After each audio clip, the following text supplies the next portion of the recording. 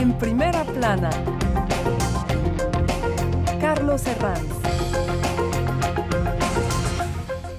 Bienvenidos en Primera Plana, un programa de Radio Francia Internacional y de France 24. Esta semana ponemos el foco en Centroamérica y su difícil proceso de integración. Para ello nos acompañan en este estudio tres invitados. Ya les presento a Pascal Drouot, analista especialista en Centroamérica, corresponsal del Diario de Hoy. Bienvenido. Muchas gracias.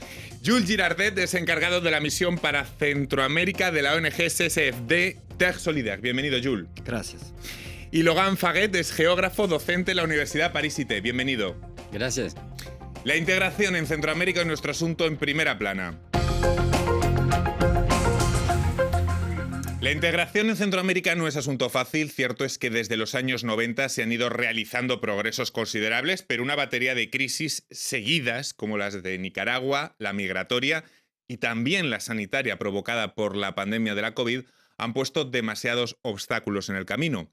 ¿Cómo redinamizar esa integración que parece básica para enfrentar retos conjuntos en un contexto en el que crecen las voces que llaman la atención sobre el aumento del autoritarismo en la región? El régimen de Ortega en Nicaragua, el nuevo modelo tan popular como polémico de Bukele en El Salvador, olas de persecución a la justicia en Guatemala y, en general, a la libertad de información en la región. Son algunas de las múltiples realidades que conforman una región complicada que necesita voluntad política y liderazgo para avanzar en ese proceso de integración. Repasemos lo que dice la prensa al respecto. En Centroamérica asistimos al resurgir del autoritarismo y ojalá no se extienda. Alerta Claudia Paz y Paz, la primera mujer que ocupó el cargo de fiscal general en Guatemala, en esta entrevista que recoge el diario El Tiempo. El Faro, Costa Rica, malas señales en el remanso centroamericano de la libertad de prensa. El presidente Rodrigo Chávez afianza su discurso ofensivo contra los medios. Y America's Quarterly señala que crece la lista de admiradores de Bukele por toda Latinoamérica. Bueno, Pascal, desde los años 90 se ha intentado avanzar en la integración, pero ha habido, como decía, muchos obstáculos por las sucesivas crisis. ¿Cómo ha sido la historia de la integración en la región y en qué punto nos encontramos ahora?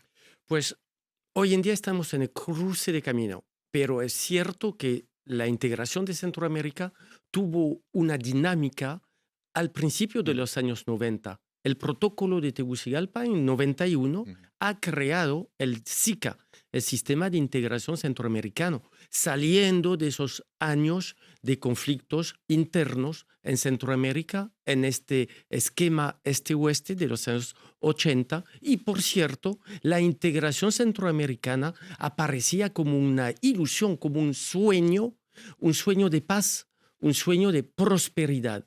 Y así fue en los 90 con una institucionalidad que permitió, que estableció lazos con la Unión Europea, con los Estados Unidos, con una dinámica económica en los 2000 y, por cierto, hoy en día estamos en un cruce de camino porque temas sociales que lleven tanto sobre la seguridad como temas sobre la salud, la alimentación, los temas migratorios, han nutrido una forma de fragmentación regional y definitivamente el desafío hoy en día es reencontrar un hilo mínimo común. Luego vamos a explorar ese hilo mínimo común. Jules, en una región azotada a menudo por la violencia y las crisis políticas, desde organizaciones como la suya, ¿se tiene la convicción de que avanzar en la integración supondría desarrollo y mejores estándares democráticos? Es interesante vincular desarrollo y gobernanza democrática porque en la región, cuando se habla de progreso económico, hay que ver que es una región marcada por extremas desigualdades, con unos índices de pobreza, alta pobreza, de malnutrición infantil de los peores del mundo. Y eso es debido a un modelo extractivista basado sobre la explotación sin límite de recursos naturales para exportación y que solamente se beneficia a unos pocos, sin tomar en cuenta las necesidades básicas de las poblaciones locales. Entonces, ahí se ve un vínculo fuerte entre un modelo que genera esos conflictos socioambientales, que aumenta la pobreza y que va a hacer aumentar también esas desigualdades. Entonces, está todo vinculado y hay que repensar un poco el modelo dominante económico en la región. En este momento podríamos hablar más de quizá de contagio y de consolidación del modelo Bukele, que desde afuera es más criticable, digamos, pero que es popular y tentador para que otros sigan sus pasos. ¿Es una tendencia, Logan, en Centroamérica, o lo podemos ver como una tendencia que se expanda a futuro? Puede ser, sí. Lo importante de lo que mis colegas señalan es esta dinámica de fragmentación histórica en esta región y los intentos de integración regional, ¿no? Que desde los años 90 habían sido una perspectiva interesante. Hoy en día creo que el interés político para la integración centroamericana ha bajado mucho dentro de los estados que conforman a la región, ¿no? Y eso es un punto muy importante. El deseo, ¿no? La necesidad de lograr una integración ya no está en la mesa. Y desde hace varios gobiernos... ¿Y por qué? ¿Por qué ha bajado ese interés? No le conviene a Bukele, por ejemplo. No le conviene a muchos de los líderes actuales en Centroamérica. Porque más integración regional significa más control sobre las instituciones nacionales, ¿no? Sobre el derecho a una justicia en muchos casos, sobre la construcción de un Estado de Derecho que hace falta, como lo decía Jules, ¿no? Que es una situación muy crítica hoy en día en Centroamérica. Y de ahí la multiplicación de crisis que vemos, ¿no? Y la dificultad de responder a nivel regional a esas crisis. Volvemos al nivel nacional, donde cada quien busca su propio camino. ¿Quieres añadir algo más? Sí, por supuesto. Nayib Bukele es muy popular en El Salvador y toda la derecha de América Latina está mirando para él. Es el hombre del momento. Pero lo que pasa es que todavía no sabemos cuál es el costo real de esa guerra contra las maras, de esa paz, entre comillas, en términos de justicia social. Se está hablando desde algunos estudios de ONG que las megacárceles son campos de concentración, donde las personas encarceladas son detenidos en condiciones infrahumanas y todavía sin ningún juzgamiento. Es una sociedad donde una policía puede arrestar y detener sin pruebas, donde un fiscal puede acusar sin pruebas, donde un juez puede condenar sin pruebas. Entonces, a lo corto plazo, tiene resultado y es un alivio para la población. Pero todavía no sabemos cuál va a ser el costo real a lo largo plazo. Claro, la pregunta quizás sería si esa vulneración de derechos humanos que implica el modelo Bukele es el precio aceptado socialmente por los ciudadanos para combatir la inseguridad que llevan años padeciendo y soportando. Es decir, claro, es contra los derechos humanos, pero lo que soportan los ciudadanos desde hace años también es contra los derechos humanos. Es que hay que ponerse en la piel para entender. Diría, sí, y eso es una ilustración de la problemática, pero definitivamente. La temática de la inseguridad viene de lejos, viene de los años 90, viene de esta correlación con los Estados Unidos, donde grupos, sabemos que hay comunidades centroamericanas muy importantes en Centroamérica, pero había delincuentes y en los Estados Unidos se les devolvieron en Centroamérica, se les devolvieron en El Salvador y demás países. Y ahí obviamente se constituyeron para llegar a ser lo que llamamos hoy en día las maras, pero eso viene desde más de 25 años y alimentó una forma de desilusión del esquema democrático que era pegado a la noción de integración saliendo de los años de guerra. Eso es céntrico para entender lo que está pasando. Entonces, definitivamente, hablando de El Salvador, sabemos que este país tenía tasa de homicidios de los más elevados. Estábamos a 100 homicidios al año por 100.000 en 2015-2016. Era el tema céntrico social para las poblaciones. Y hoy en día, definitivamente, haberse atacado en una guerra contra las maras, en una mecánica de guerra, definitivamente ha generado una satisfacción de la población. Porque hoy en día se siente más segura y esa seguridad la perciben como un instrumento para un nuevo reimpulso económico. Porque no olvidemos que Centroamérica es la región centroamericana, es la cuarta o la quinta economía de América Latina. Logan. Es interesante lo que se plantea. Efectivamente, esa necesidad de seguridad, la población lo vive como un alivio cuando hay esos métodos de autoridad. pero al mismo tiempo es una vulnerabilidad para muchas poblaciones fuera de los contextos de las maras o fuera de los contextos de los narcotraficantes, de los que podemos hablar también, porque la importancia del narcotráfico en la zona en los últimos 10 años es muy importante. Y el peligro es un peligro de una violencia por parte del Estado que viene como una nueva forma de vulnerabilidad, en una región donde hay muchas vulnerabilidades. Pero este miedo a la forma de actuar del gobierno puede llevar a otra inseguridad. Una inseguridad que también lleva a emigrar, que lleva a buscar otras formas. La población está en contra de la violencia por parte de maras u otros, por un lado, y la violencia de Estado, por otro lado. Entonces, la perspectiva es difícil. La crisis migratoria pone al Triángulo Norte en una posición delicada, con México y Estados Unidos que han propuesto varios mecanismos de ayuda para mantener a la población en sus países y gestionar los otros flujos. No sé si esta situación frena proyectos de integración, si se plantea la protección de los migrantes. Pues la política planteada por los Estados Unidos y México es totalmente deshumanizante de los personas migrantes. Yo quiero insistir en que los Estados Unidos consiguieron hacer una externalización de la política migratoria. O sea, México se ha vuelto la frontera para los que vienen de Guatemala. Guatemala funciona para los que vienen del sur, y etcétera, bajo la condicionalidad de recibir ayuda al desarrollo, de plantearse en los acuerdos de comercio con los Estados Unidos. Es decir, la concepción de patio trasero, que siempre se ha dicho, sigue estando ahí. Es decir, con Biden no ha cambiado esa concepción de patio trasero de Estados Unidos de Centroamérica, la condición de Centroamérica. Para nada. Y el muro, así lo dicen los mexicanos, no está en la frontera norte, pero en la frontera sur. Y entonces hay todo ese mecanismo de detención y de privación de libertad que va totalmente contrario al proyecto de integración, justamente. Logan. Y precisamente esa externalización de fronteras, ¿no? Que es el proceso que vemos desde hace 15 años. Fue primero de Estados Unidos hacia México. Hoy en día va desde México a Guatemala. Estoy muy de acuerdo que hay como un efecto, ¿no? de países hacia otros países.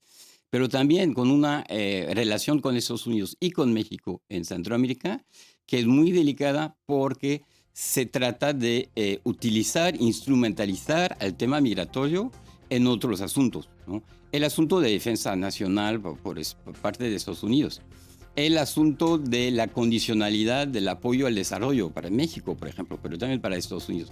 Es decir, que el tema migratorio es una variable de ajuste en muchos otros aspectos, ¿no? de esa región. Entonces, yo no creo que haya una búsqueda real por parte de los estados de Centroamérica de una solución al problema migratorio.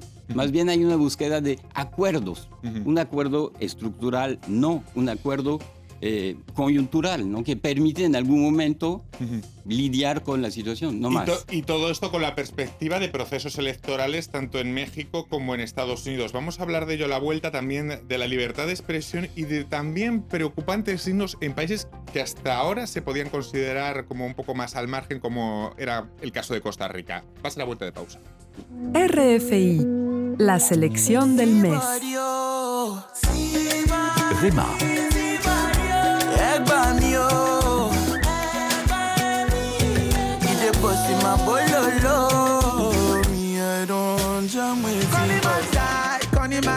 Monsieur Léo.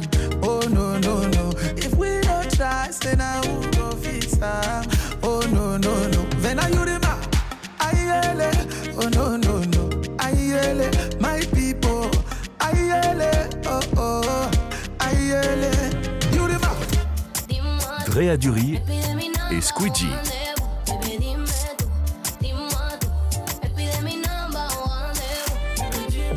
Batida et DJ Dolores Bombino.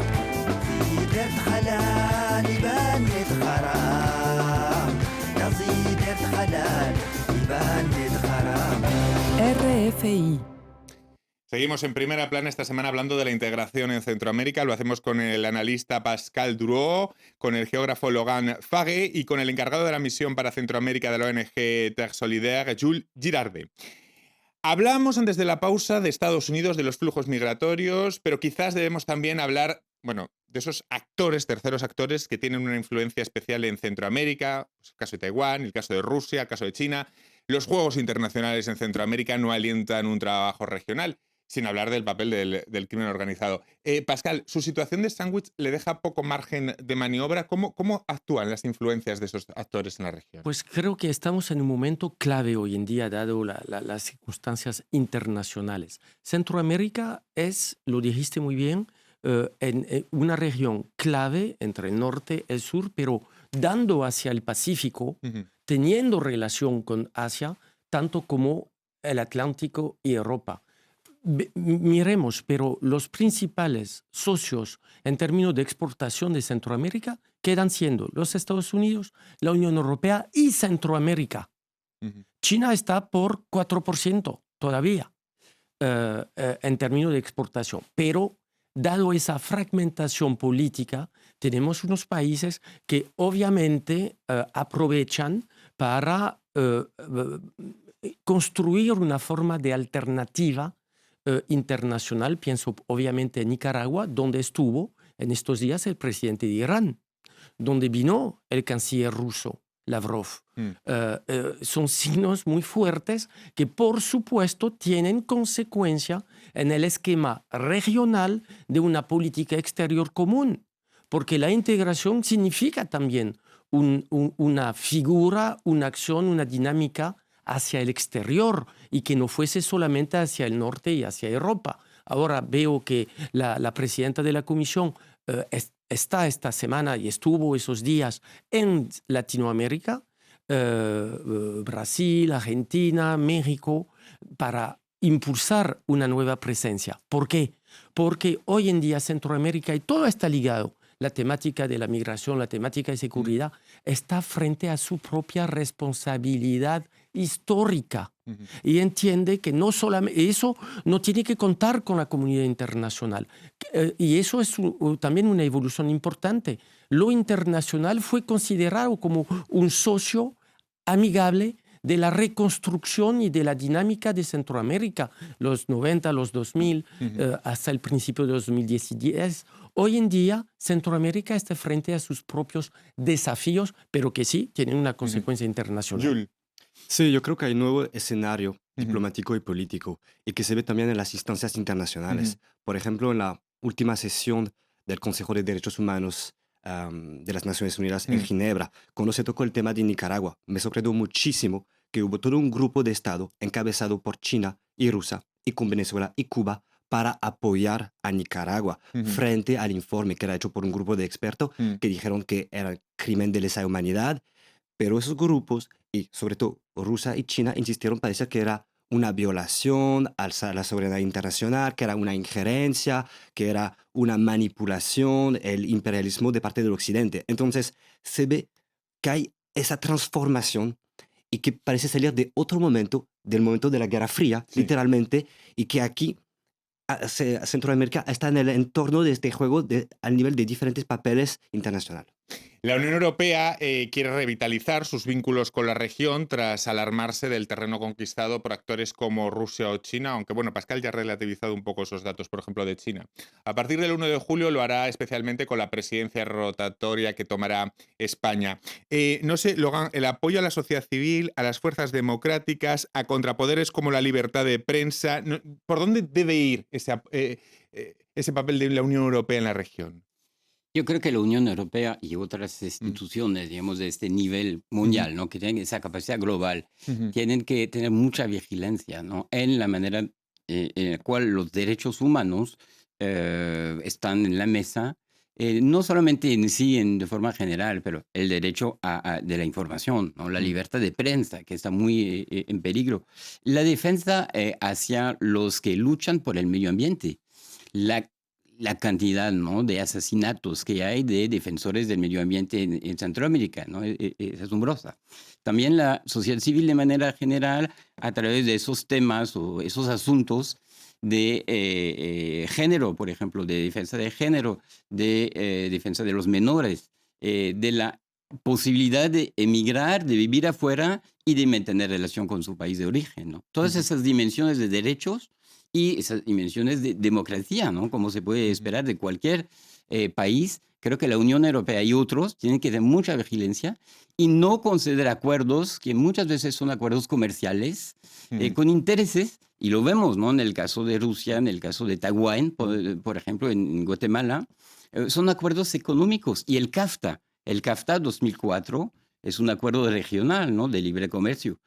Por motivos de negocios o de intercambios económicos, pasamos por encima, ¿no? Digamos, de muchos derechos o de mucho respeto. La realpolitik y la economía que se lleva por delante de los derechos humanos, pues esto nunca pasa. No, es que es irónico, siempre pasa. Estamos a poco de las elecciones en Guatemala, se notan ya los mismos patrones que han caracterizado las últimas elecciones en la región, Pascal. Pues Por hacer el punto de Guatemala, porque como sí tenemos elecciones ya en perspectiva. sí, tiene la primera vuelta de la presidencial está ya por llegar. Definitivamente, pues de los principales candidatos aparece Suri Ríos, de la Alianza Valor Unionista, Sandra Torres, que había sido primera dama, siendo la esposa de Álvaro Colón al final de 2008 hasta el 2011, y Edmond Moulet, que es del Partido Cabal Centro. Entonces, ahí creo que una de las sorpresas en términos de movilización y de influencia llegará de las alcaldías. Va a llegar justamente de este tejido municipal, territorial en Guatemala. Ahora, Guatemala es muy interesante. ¿Por qué? Porque cuando hablamos de la región y de esas interferencias internacionales, no debemos olvidar lo esencial y no debemos verlo como occidentales. Veámoslo desde el terreno centroamericano. El problema es que los estados hoy en día deben redinamizar, buscar sus fuentes fiscales para tener los medios de su política. Es decir, que la temática de seguridad dentro de barrios, que ya en términos de imagen tiene consecuencia regional, es una ilustración de búsqueda también de una forma de saneamiento, digamos, para buscando un nuevo hilo que es común a los países. Es decir, que Centroamérica hoy en día está buscándose un nuevo modelo con el cual van a poder reinventar una integración que hoy en día están considerando como haber fallido. Quisiera volver al tema de Guatemala, si me permite, porque se me hace un poco difícil de calificar esas elecciones de libres. Si miramos todo el proceso de registro de candidaturas, hay una grande permisividad, por un lado, por la candidatura de Suri Ríos, por ejemplo, que no podría normalmente candidatarse porque es hija del dictador Efraín Monte, y una exclusión de otras candidaturas, como del Movimiento de Liberación de los Pueblos. Entonces, y para hacer el vínculo también con el tema de la Unión Europea, que va a mandar una misión de observación electoral solamente el día de la votación y que con certeza nos va a calificar las elecciones de libres, pero no van a tomar en cuenta todo lo que aconteció desde un año antes y de la criminalización de la sociedad civil que no pudo hacer campaña para una votación libre y todo se parece muy restringido. Entonces, ahí me parece que son las peores elecciones desde décadas en Guatemala. Hablemos de instrumentos para la integración en los minutos que nos quedan, como el SICA. El sistema de integración en Centroamérica, la presidencia ahora la tiene El Salvador hasta final de año, que es el modelo referente en la lucha contra la delincuencia para otros muchos que lo están observando en la región. ¿Este modelo puede ser preconizado para relanzar la integración con la presidencia de El Salvador? Es una pregunta que les quiero plantear, Logan, Jules, Pascal. Sí, obviamente, yo creo que la necesidad de avanzar en esta integración y lo que es el SICA. El SICA ha logrado resultados, no digamos tampoco que no ha funcionado desde los años 90. En términos, por ejemplo, de energía, de interconexión de sistemas energéticos, el SICA es un paso adelante. El problema hoy en día es la voluntad política de cada gobierno de involucrarse en el SICA. Yo creo que incluso en cada país pueden ver al SICA como un peligro, porque es un peligro de control de lo que está pasando al nivel de los gobiernos, ¿no? Y tiene que ver con impunidad, con corrupción, que son temas que el SICA quiere abarcar, pero de otra forma, ¿no? Entonces, hay un momento político, estoy de acuerdo con Pascal cuando dice que es un momento particular, pero también es un momento que se parece a otros anteriores, ¿no? Donde la integración regional, sí, pero con el límite de que no vengas a mirar lo que pasa en mi casa, ¿no? Claro. El Salvador quiere poner el acento en la inseguridad como base para relanzar esa integración. ¿Está bien hecho el diagnóstico de atajar en primer lugar ese punto? Sin esa base previa no puede llegar la prosperidad o el desarrollo, Pascal. Pues eso definitivamente Puede ser un buen está diagnóstico ligado. con una base, con una deriva autoritaria. Sí, pero no, Centroamérica tampoco y El Salvador tampoco es solamente eso. Es un hub también regional. En términos el aeropuerto. ¿Cuántos aeropuertos en Centroamérica? ¿Cuántos viajeros? Más de 31 millones sobre una población de 60, por ejemplo. Centroamérica es exportador de los servicios. Hace parte de los primeros exportadores mundiales de productos alimentarios como la piña, como el café, como el plátano, la cardamomo. Bueno, eso también es Centroamérica. Hoy en día, definitivamente, porque hubo una desilusión sobre el sistema democrático que parecía exportado justamente saliendo de las guerras de los 80, hoy en día, definitivamente, parece que el sistema liberal democrático que fue instituido esos 2 decenios favoreció esa emergencia de una delincuencia que volvió central a nivel social. Entiendo lo que dice Jules, por supuesto, sobre la temática, por ejemplo, de los indígenas, lo que toca mucho por Guatemala. Pero también, pues, Centroamérica tiene figuras. Rigoberta Menchú, el Premio Nobel de la Paz, desde 92. Pues nos quedamos con esas figuras. Me quedo sin tiempo para más, pero ha sido un placer compartir este tiempo con ustedes, Pascal, Logan, Jules y a todos ustedes. Nos vemos aquí en Primera Plana la próxima semana. Muchas gracias.